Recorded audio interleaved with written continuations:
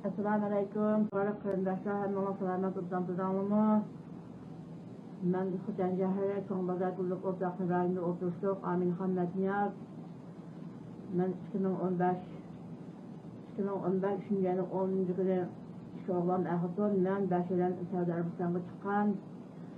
Balıyım bir ay çok şirkette. Ben niyet katmağa ve anamdan hacıklar kişi balamın da. Balı 2016 bir çıktı. 2017'de şu oğlanlar çok oğlanın hükümünü süretken. İsmi ne ki oğlanın? Çoğun oğlanın eti Muhammed Tohtaf'ın Ahmet Tohti. Nerede oturdu adresi? Xuten Şehri. Xuten Şehri'ne bakıp okumadım ben. İkinci oğlan Mehmet Eliyah'ın Ahmet Tohti. Onu Xuten Şehri'den.